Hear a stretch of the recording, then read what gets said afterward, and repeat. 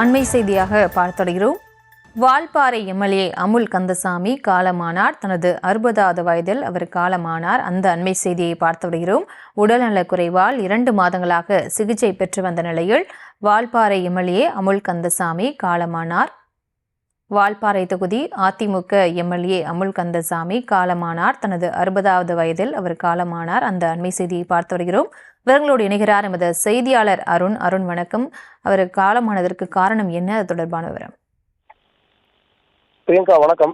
உடல்நலக்குறைவு காரணமாக கடந்த 6 மாதத்திற்கும் மேலாக சிகிச்சை பெற்று வருபவர் கோவை வால்பாறை சட்டமன்ற உறுப்பினரான அமுல் கந்தசாமி.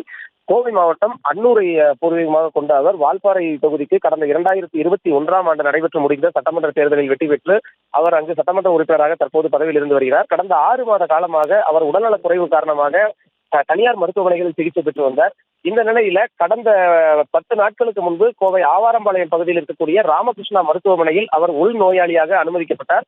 அங்கு அவருக்கு உடல்நிலையில் கடுமையான பாதிப்பு இருந்ததை அடுத்து அவர் ஐசியு வார்டில் அனுமதிக்கப்பட்டு அவருக்கு சிகிச்சையானது அளிக்கப்பட்டு வந்தது. இந்த சூழலில் தான் கடந்த 4 நாட்களுக்கும் மேலாக அவர் கோமா நிலைக்கு சென்ற சூழலில் அவருக்கு மருத்துவ குழுவினர் தனியே தீவிர சிகிச்சையானது அளித்து வந்தனர்.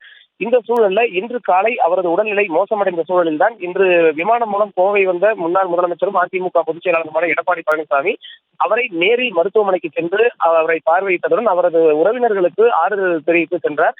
இந்த சூழலில் சற்று முன் அவர் காலமானதாக மருத்துவர்கள் தெரிவித்திருக்கிறார்கள். அவருக்கு 1-2 நாட்களாகவே மருந்துகள் அவரது உடல்நிலைக்கு ஒப்பவில்லை என்று கூறப்படுகிறது. இந்த சூழலில் தான் அவர் எப்படியாவது தேறிவிடுவார் என்று காலையில் மருத்துவர்கள் கூறியிருந்த நிலையில தற்பொழுது அவர் உயிரிழந்ததாக தகவலை மருத்துவர்கள் உறுதிப்படுத்தியிருக்கிறார்கள்.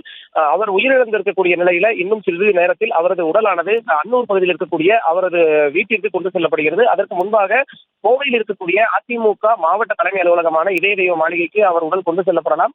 அங்கு அவருக்கு இறுதி அஞ்சலி செலுத்துவதற்கான வாய்ப்புகள் இருக்கிறது என்று கூறப்படுகிறது. இருப்பினும் இன்னும் சிறிது நேரத்தில் அவரது உடல் மருத்துவமனையிலிருந்து ஆம்புலன்ஸ் மூலமாக கொண்டு செல்வதற்கான ஏற்பாடுகள் தற்போது மருத்துவமனையில் செய்யப்பட்டு வருகிறது. பிரியங்கா, விவரங்களுக்கு நன்றி.